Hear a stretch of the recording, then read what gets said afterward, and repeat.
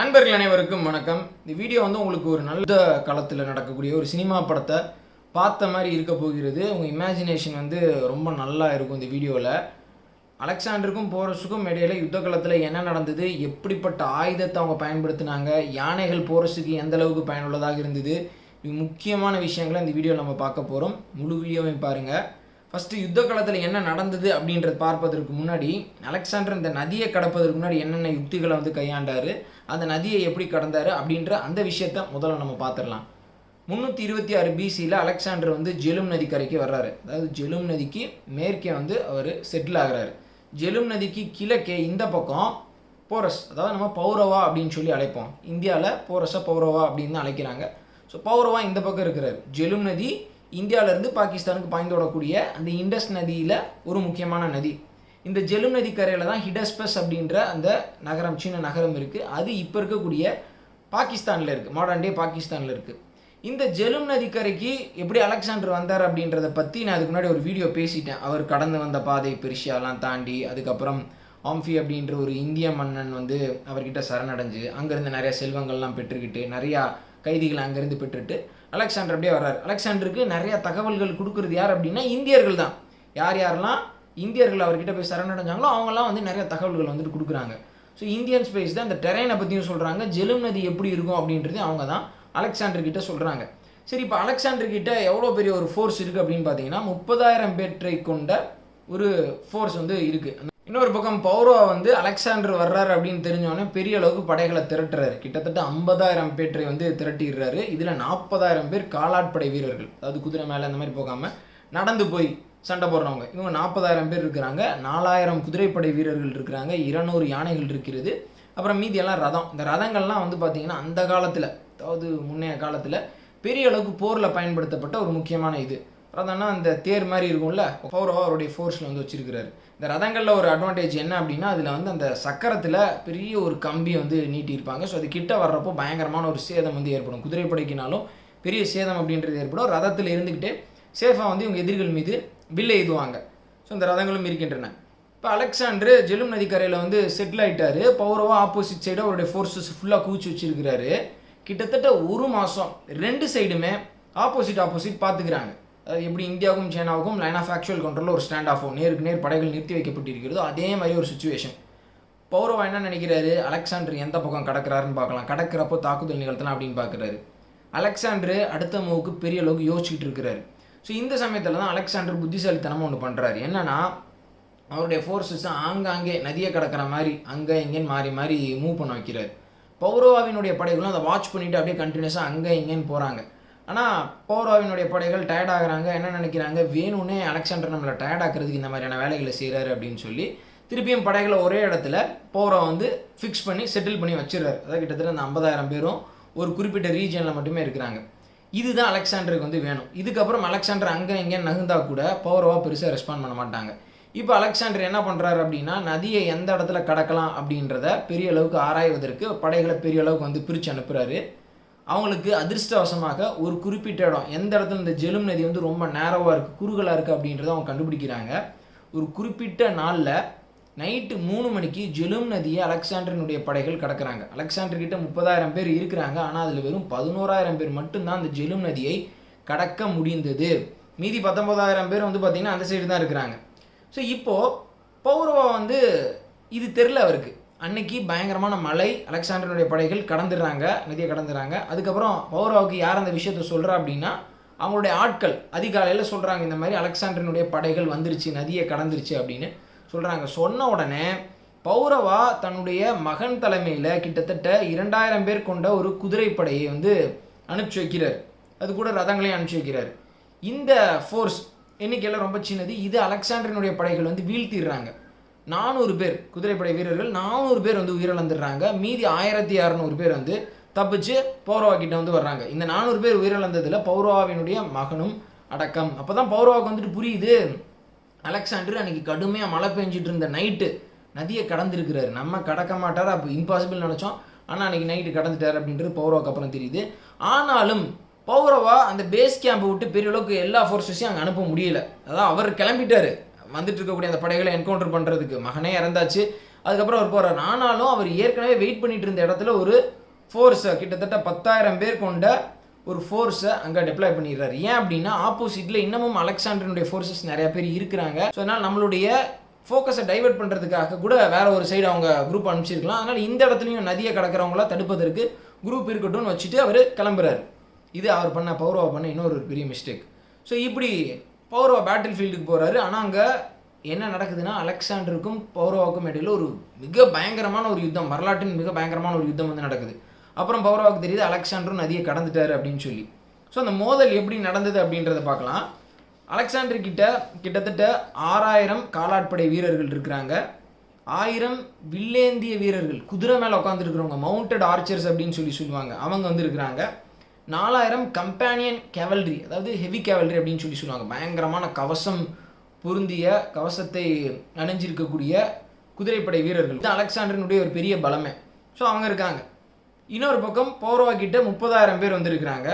இதில் 85 யானைகள் இருக்கின்றன, 300 ரதங்கள் இருக்கின்றன, 1600 கேவல்ரிஸ் இருக்குது, அதாவது குதிரைப்படை வீரர்கள். அந்த இதில் தப்பிச்சோடி வந்தாங்களா அந்த 1600 பேர். அப்புறம் 2000 கேவல்ரி, இது இன்னொரு குரூப், 2 டிவிஷனாக இருக்குது குதிரைப்படை. ஸோ இது போக 30,000 காலாட்படை வீரர்கள். அந்த 30,000க்குள்ளது வந்து நீங்கள் சேர்த்துக்கக்கூடாது. ஸோ ஃபஸ்ட்டு தாக்குதலை யார் தொடுக்கிறா அப்படின்னா அலெக்சாண்டர் வந்து தொடுக்கிறாரு. அலெக்சாண்டரோட பேட்டில் ஃபார்மேஷனை நான் சொல்லிடுறேன். இந்த 6000 இன்ஃபேண்ட்ரி காலாட்படை வீரர்கள் சென்டரில் இருக்கிறாங்க. அவங்களுக்கு இடது பக்கம் வந்து பார்த்தீங்கன்னா 1000 வில்லேந்திய வீரர்கள் குதிரை மேலே உட்காந்துருக்காங்க, அவங்க இருக்காங்க. இந்த வலது பக்கம் அலெக்சாண்டரினுடைய பலம் 4000 கம்பேனியன் கேவல்ரி வந்து இருக்கிறாங்க. ஸோ இதுதான் அலெக்சாண்டரினுடைய ஃபார்மேஷனு. இதில் அந்த இன்ஃபேண்ட்ரி வந்து பார்த்தீங்கன்னா கண்டினியூஸாக ஒரே நீட்டுக்கு வந்துட்டு இல்லை, சின்ன சின்ன குரூப்பாக, ஃபேலங்ஸ் அப்படின்னு சொல்லுவாங்க, சின்ன சின்ன குரூப்பாக வந்திருப்பாங்க, பாக்ஸ் பாக்ஸாக. ஸோ இப்போது அலெக்சாண்டரினுடைய அந்த கேவல்ரி இருக்கிறாங்கல்ல, 4000 பேர் கூட அந்த கம்பேனியன் கேவல்ரி, அவங்க அடுத்து அந்த 1000 வில்லேந்திய வீரர்கள், இவங்க வந்து ஃபஸ்ட்டு இந்த ரதத்தை அடிக்கிறாங்க. பௌரவாவினுடைய ஃபோர்ஸில் முன்னாடி டெப்ளாய் செய்யப்பட்டிருக்கிறது என்ன அப்படின்னா கிட்டத்தட்ட 300 ரதங்கள். அந்த காலத்தில் ரதத்தெல்லாம் பெரிய அளவுக்கு பயன்படுத்தினா உங்கள்கிட்ட நான் சொல்லியிருந்தேன். ஸோ அந்த ரதத்தை ஃபஸ்ட்டு இந்த குதிரைப்படை வந்து என்கேஜ் பண்ணுது. அலெக்சாண்டருக்கு என்ன ஒரு பெரிய அதிர்ஷ்டம் அப்படின்னு பார்த்தீங்கன்னா முன்னாடி நாள் நைட்டு பயங்கரமாக மழை பெஞ்சிருக்கு. ஸோ அந்த மழை பெஞ்சதில் ரதத்தை எஃபெக்டிவாக வந்து அந்த இடத்துல செயல்படுத்த முடியலை. ஆனால் அலெக்சாண்டரினுடைய அந்த குதிரைகள் வந்து அந்த இடத்துல ரொம்ப ஃபாஸ்ட்டாக வந்து செயல்படுது. ஸோ ஒவ்வொரு ரதத்தையும் சுற்றி வளைச்சு அடிக்கிறாங்க. அந்த ரதத்திலிருந்து இவங்க விட்ட அந்த வில்லு வந்து பெரிய தாக்கத்தை அலெக்சாண்டரினுடைய படைகளுக்கு ஏற்படுத்தலை. ஏன்னா அவங்க பயங்கரமாக எக்யூப்டாக இருக்காங்க, ஹெல்மெட் போட்டு பயங்கரமான பாதுகாப்பு கவசம் வந்து போட்டிருக்கிறாங்க. ஸோ அதனால் ஃபஸ்ட்டு இந்த ரதங்களை இவங்கள் வீழ்த்தி விடுகிறார்கள் அலெக்சாண்டரினுடைய படைகள். அதுக்கடுத்து வந்து பார்த்தீங்கன்னா அலெக்சாண்டரினுடைய அந்த குதிரைப்படை கம்பேனியன் கேவல்ரி வந்து 2000 பேர் இருக்கக்கூடிய ஒரு பௌரவாவினுடைய அந்த கேவல்ரி வந்து சார்ஜ் பண்ணுது. அந்த 2000 பேர் கொண்ட அந்த குரூப் வந்து பௌரவாவினுடைய இடதுபுறம் இருக்கக்கூடிய ஒரு குரூப்பு. இன்னொரு குரூப்பு இந்த தப்பிச்சு ஓடி வந்தாங்களோ ஒரு 1600 பேர், அவங்க வந்து பௌரவாவுக்கு வலது பக்கம் இருக்கிறாங்க. அந்த 1600 பேர் யார் சார்ஜ் பண்ணுறா அப்படின்னா அந்த வில்லேந்திய வீரர்கள், குதிரை மேலே இருக்கக்கூடிய மவுண்டட் ஆர்ச்சர்ஸ், அவங்க வந்து சார்ஜ் பண்ணுறாங்க. இந்த 4000 பேர் இருக்கக்கூடிய அந்த கம்பேனியன் கேவல்ரி வந்து அந்த 2000 பேர் இருக்கக்கூடிய அந்த கேவல்ரியை ஈஸியாக தோக்கடிச்சிடுறாங்க. ஒரு விஷயம் இங்கே ஆத்தர் முக்கியமாக என்ன சொல்கிறார் அப்படின்னா, அதாவது கௌஷிக் ராய் அப்படின்ற இந்தியன் ஆத்தர் தான் இந்த விஷயத்தை விவரிச்சிருக்கிறார். அதன் இதில் தான் நான் சொல்கிறேன். அந்த 2000 பேரை 4000 பேர் ஈஸியாக வீழ்த்திடுறாங்க. இதில் முக்கியமான ஒரு விஷயம் நம்ம என்ன பார்க்கணுன்னா, யூரோப்பியன் கேவல்ரி ரொம்ப வெல் எக்யூப்டாக வந்திருக்கு, அவங்களுடைய குதிரைகள் பயங்கரமாக ட்ரெயின்டாக வந்திருக்கு, சேடில்லேருந்து எல்லாமே அந்த குதிரைக்கு பெர்ஃபெக்டாக வந்து அவங்க வச்சுருக்கிறாங்க, எல்லா உபகரணங்களும் இருக்குது. ஆனால் பௌரவாவினுடைய அந்த குதிரை படை வீரர்களுக்கு பேசிக்கான அந்த விஷயம் இல்லை. அவங்க டர்பன் போட்டிருக்கிறாங்க, அதில் இருக்கக்கூடிய அந்த சேடில் வந்து, அதாவது குதிரையில் உட்காந்துருக்கோம்ல, ஸோ அந்த சேடில் வந்து சரியாக இல்லை, நிறையா குதிரைகளில் சேடிலே இல்லை. ஸோ இப்படி எக்யூப்டாக இல்லை. கம்பேனியன் கேவல்ரி வந்து அந்த 2000 பேர் இருக்கக்கூடிய கேவல்ரி ஈஸியாக வீழ்த்துது. அதில் நிறைய பேர் தப்பிச்சு ஓடுறாங்க, குதிரைகளோட தப்பிச்சு ஓடுறாங்க, இவங்க விரட்டிட்டு போகிறாங்க கம்பேனியன் கேவல்ரி. இன்னொரு பக்கம் அந்த 1500 பேர் இருக்கக்கூடிய பௌரவாவினுடைய இன்னொரு குரூப்பை, குதிரைப்படையை, இந்த 1000 பேர் கொண்ட அந்த ஆர்ச்சர்ஸ், மவுண்டட் ஆர்ச்சர்ஸ் வந்துட்டு ஈஸியாக அடிக்கிறாங்க, ஒரு சேஃபான டிஸ்டன்ஸில் இருந்துட்டு அடிக்கிறாங்க. அவங்களும் ரொம்ப ஃபாஸ்ட்டாக வந்துருக்கிறாங்க. அந்த பவ், அதாவது லைட் காம்போசிட் பவ் அப்படின்னு சொல்கிறாங்க, அந்த வில்லும் அம்பும் வந்து அவ்வளோ ஈஸியாக ஹேண்டில் பண்ணுறதுக்கு இருக்குது, லைட் வெயிட்டாக இருக்குது. ஸோ ஒரு சேஃபான டிஸ்டன்ஸ்லேருந்து அந்த விஷயத்தையும் அவங்க செஞ்சு முடிச்சிட்டாங்க. இதில் அந்த கேவல்ரியும் வந்து பார்த்திங்கன்னா நிலை குலையுது. இவங்க கிட்டே வராமல் சேஃபான டிஸ்டன்ஸில் இருந்துகிட்டே அந்த ஆர்ச்சர்ஸ் வந்து செயல்படுறாங்க. ஸோ இதற்கடுத்து என்ன நடக்குது அப்படின்னா 6000 பேற்றை கொண்ட அலெக்சாண்டரினுடைய அந்த ஹெவி இன்ஃபேண்ட்ரி வந்து பௌரவாவினுடைய அந்த இன்ஃபேண்ட்ரியை நோக்கி மார்ச் பண்ணுது. பௌரவா கிட்டத்தட்ட 30,000 இன்ஃபேண்ட்ரி சோல்ஜர்ஸ், காலாட்படை வீரர்கள் இருக்கிறாங்க. அவங்கள நோக்கி அலெக்சாண்டர் 6000 பேர் கொண்ட அந்த குரூப் வந்து வருது. ஆனால் அலெக்சாண்டரோட குரூப் வந்து பார்த்தீங்கன்னா பயங்கரமான பெரிய ஷீல்டு வந்து வச்சுருக்கிறாங்க, உயரமான ஷீல்டு வச்சுருக்கிறாங்க. அவங்கள்ட்ட இருந்த ஒரு முக்கியமான ஆயுதம் என்ன அப்படின்னு பார்த்தீங்கன்னா கிட்டத்தட்ட 16 அடி நீளமுடைய லாங் ஸ்பைக், அதாவது பெரிய ஈட்டி அப்படின்னு சொல்லுவாங்க. அந்த லாங் ஸ்பைக்கை வச்சுட்டு முன்னாடியே வர்றாங்க. ஸோ ஒரு குறிப்பிட்ட டிஸ்டன்ஸ் போனோடனே அவங்க ஸ்பீடாக போயிட்டு ஆப்போசிட்டில் இருக்கக்கூடிய அந்த லைன் அடிக்கிறப்போ முன்னாடி இருக்கக்கூடிய ஃப்ரண்ட் லைன், அதாவது பௌரவாவினுடைய ஃப்ரண்ட் லைனுக்கு பெரிய சேதம் அப்படின்றது ஏற்படுது. பயங்கரமான ஒரு டிஃபென்சிவ் லைனை ஃபார்ம் பண்ணிவிட்டு அலெக்சாண்டருடைய இன்ஃபேண்ட்ரி பௌரவாவுக்கு பெரிய ஒரு சேதத்தை ஏற்படுத்துனாங்க. இன்னொரு விஷயம் சொல்கிறாங்க, பௌரவாவினுடைய அந்த இன்ஃபேண்ட்ரி வந்து அங்கேயும் போர்லி எக்யூப்டு, உங்களுக்கு பாதுகாப்பான அந்த கவசம் அப்படின்றது இல்லை, ஒரு பேட்டில் ஃபார்மேஷன் அப்படின்றது இல்லை. நிறையா சின்ன சின்ன குறுநில மன்னர்களின் தலைமையில் நிறையா ஸ்பிளிட் குரூப்ஸ் வந்துட்டு இருந்தாங்க. ஆனால் அலெக்சாண்டரினுடைய அந்த ஃபோர்ஸஸ் வந்து ஒரே கமாண்டுக்கு கீழே கரெக்டாக மார்ச் பண்ணி ட்ரில் பண்ணி வந்துட்டு போனாங்க. அவங்களுக்கு ஒரு பெரிய பேட்டில் எக்ஸ்பீரியன்ஸ் இருந்ததாகவும் சொல்லப்படுது. ஸோ இந்த பேட்டில் பயங்கரமாக நடந்துட்டு இருக்கக்கூடிய அதே சமயத்தில் இன்ஃபேண்ட்ரிக்கு பெரிய இழப்பு ஏற்படுது. பௌரவா பொறுத்திருந்து பார்க்குறாரு. கடைசியில் அவருடைய ட்ரம்ப் கார்டு, அவர்கிட்ட இருக்கக்கூடிய ஒரு முக்கியமான ஒரு பலத்தை வந்து அவர் பயன்படுத்துகிறார். அது என்ன அப்படின்னா யானைகள். இந்த யானைகளை பார்த்து கிரீக்கர்கள் பெரிய அளவுக்கு பயப்பட்டாங்க. ஏன்னா யானைகள் கிட்ட அவங்களுக்கு பழக்கமே கிடையாது. யானைகளும் பேட்டில் ஃபீல்டில் பயங்கரமான ஒரு சேதத்தை வந்து ஏற்படுத்தும். பௌரவாவினுடைய கிட்டத்தட்ட 100 யானைகள் பயங்கரமாக பிளிரிக்கிட்டு கிரீக் இன்ஃபேண்ட்ரியை போட்டு பயங்கரமாக தாக்கி அடிக்குது. பயங்கரமான சேதம் வந்து கிரீக் இன்ஃபேண்ட்ரிக்கு வந்து ஏற்படுது. ஆனால் அவங்க சுதாரிச்சுக்கிறாங்க. இந்த நேரத்தில் பௌரவா வந்து அவருடைய படைகளினுடைய அந்த மனோதிடத்தை வந்து அதிகப்படுத்துவதற்கு அவரே யானை மேலே உட்காந்து அதை வந்து கமாண்ட் பண்ணுறாரு இந்த கடைசி கட்ட சமயத்தில்.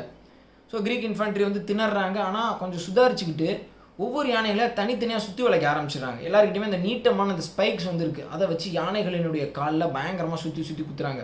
இப்போ யானை ஒரு சைட் சார்ஜ் பண்ணிட்டு வருதுன்னா பின்னாடி இன்னொரு பக்கம் ஒரு குரூப் வந்து யானை வந்து குத்துறது. அதில் அந்த கம்பேனியன் கேவலரி முதல்ல ஒரு குதிரைப்படையை தோக்கடிச்சிட்டு துரத்திட்டு போனாங்கல்ல, அவங்க திருப்பியும் பேட்டில் ஃபீல்டுக்கு வந்துட்டு வர்றாங்க. வந்து இந்த யானைகளை சுற்றி வளைக்கக்கூடிய அந்த பணியில் அவங்க ஈடுபடுறாங்க. ஸோ யானைகள் ஒரு குறிப்பிட்ட டயத்துக்கு அப்புறம் பயங்கரமாக காயமடையுது. அதுங்க பிளிரிக்கிட்டு பேட்டில் ஃபீல்டை விட்டு வந்து ஓடுது.